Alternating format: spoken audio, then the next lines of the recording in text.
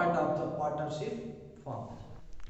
अब हम बात करते हैं टाइप्स ऑफ पार्टनरशिप की। तो टाइप्स ऑफ पार्टनरशिप में हमारा फर्स्ट पॉइंट आता है on the basis of duration. Duration का मतलब टाइम पीरियड से रिलेट करेंगे।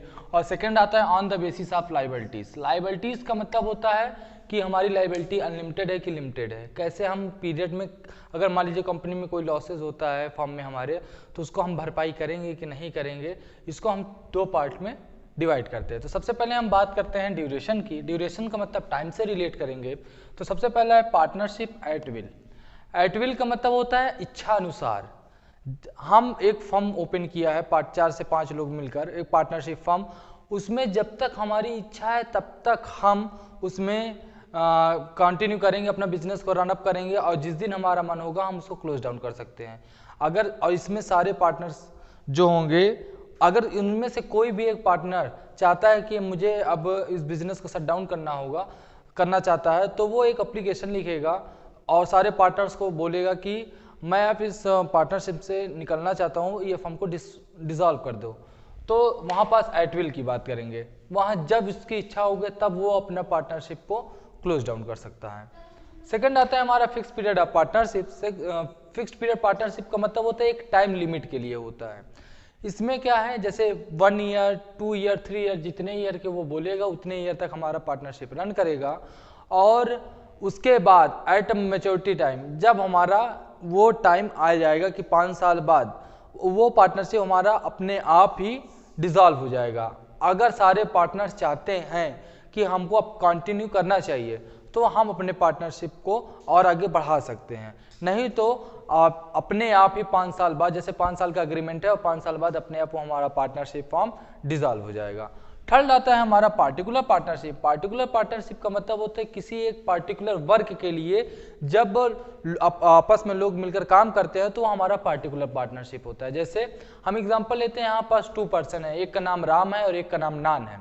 2 लोग मिलकर अगर किसी वर्क को कर रहे हैं, जैसे मान लीजिए ब्रिज बना रहे हैं, और जब हमारा ब्रिज कंप्लीट हो जाएगा, तो वहाँ पास उन राम और नान जो 2 लोग हैं, उनका पार्टनरशिप डिसॉल्व हो जाएगा।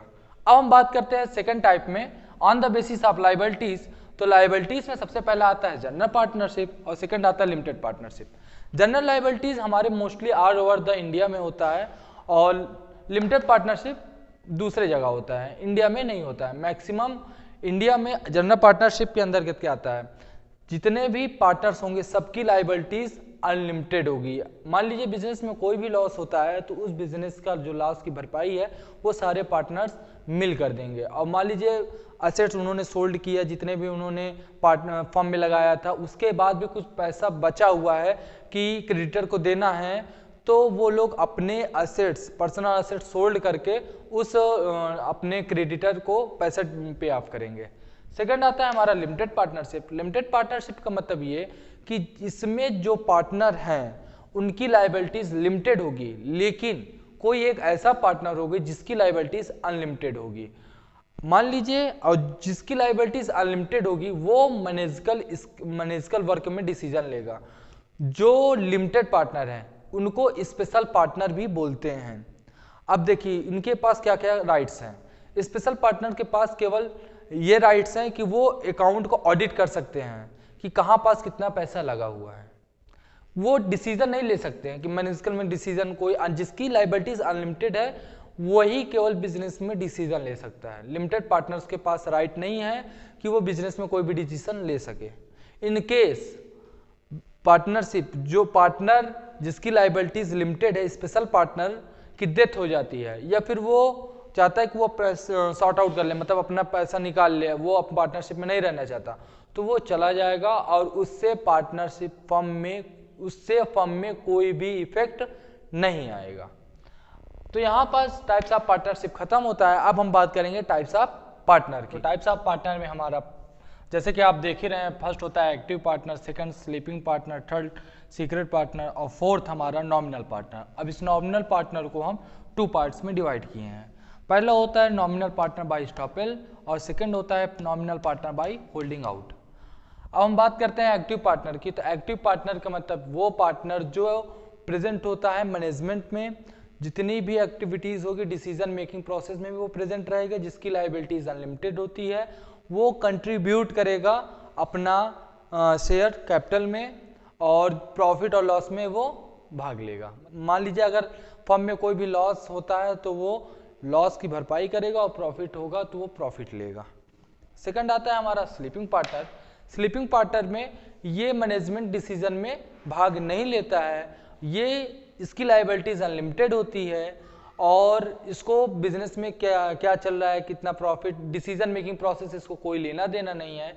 केवल ये पैसे मतलब कंट्रीब्यूट करता है कैपिटल, और अगर मान लीजिए बिजनेस में कोई प्रॉफिट हुआ तो ये प्रॉफिट ले लेंगे, अगर लॉस हुआ तो ये लॉस की भरपाई करेंगे। इनकी भी लायबिलिटीज अनलिमिटेड होती है।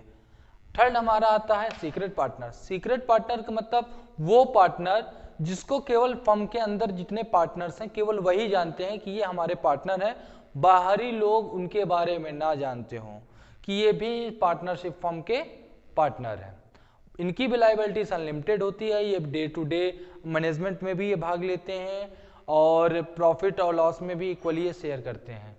अब हम बात करते हैं लास्ट की, जिसको बोलते हैं नॉमिनल पार्टनर। नॉमिनल पार्टनर का मतलब होता है वो पार्टनर जिसका ना ही शेयर लगा हो, ना ही बिजनेस से कोई लेना देना हो, ना ही उनको प्रॉफिट से ना लॉस से, जिनकी लायबिलिटीज कुछ भी नहीं होगी, ना लिमिटेड ना अनलिमिटेड, कोई भी लायबिलिटीज नहीं होंगी, क्योंकि उन्होंने एक भी रुपए नहीं लगाया बिजनेस में, लेकिन उनका नेम और फ्रेम की वजह से अनलिमिटेड लायबिलिटीज होती है in front of the outsider.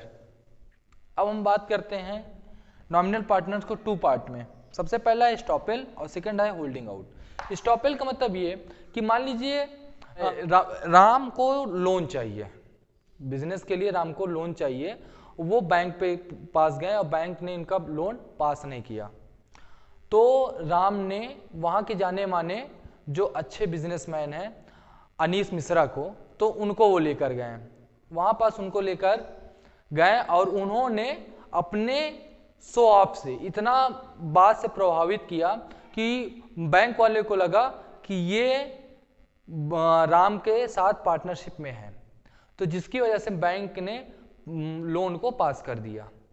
Bank के सामने उनकी लायबिलिटीज अनलिमिटेड हो गई।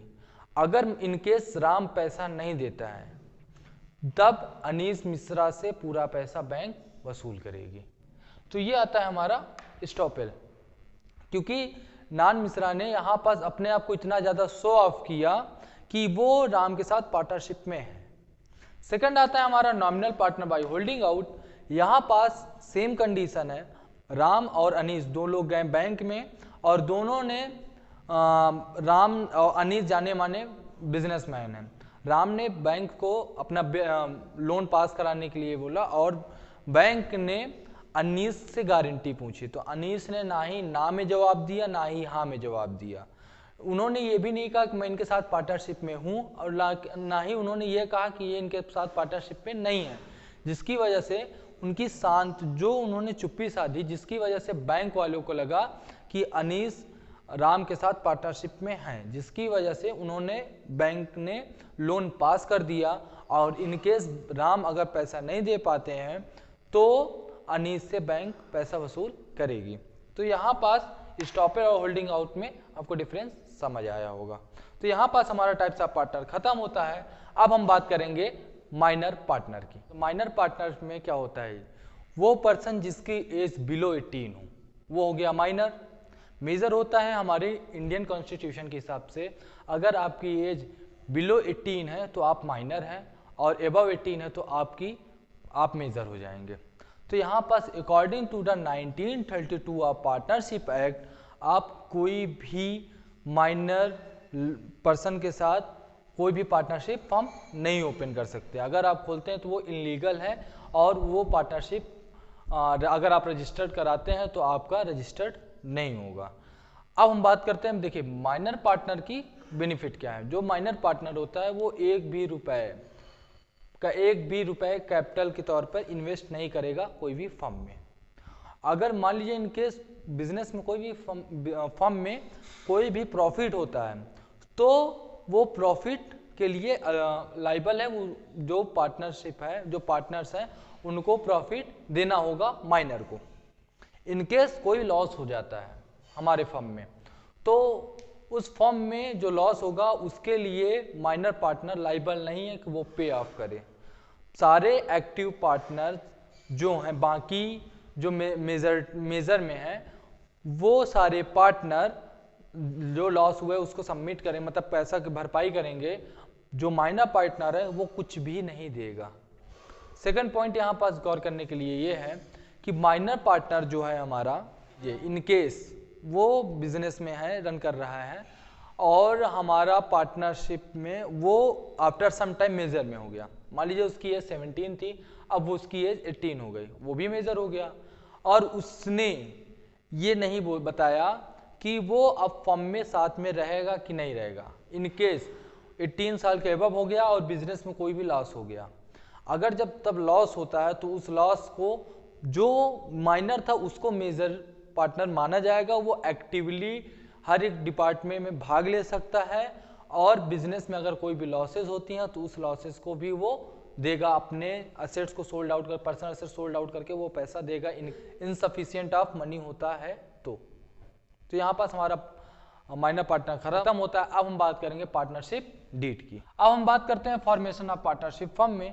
तो फॉर्मेशन ऑफ पार्टनरशिप में when 2 or more persons are jointly together with an agreement that they will with an agreement is known as partnership firm। जब दो या दो से अधिक लोग मिलकर कोई एक एग्रीमेंट करते हैं कि हम अपना कोई बिजनेस रन कराना चाहते हैं तो हमारा पार्टनरशिप कहलाता है। अब इसमें जो एग्रीमेंट होगा वो रिटन भी हो सकता है, ओरल भी हो सकता है।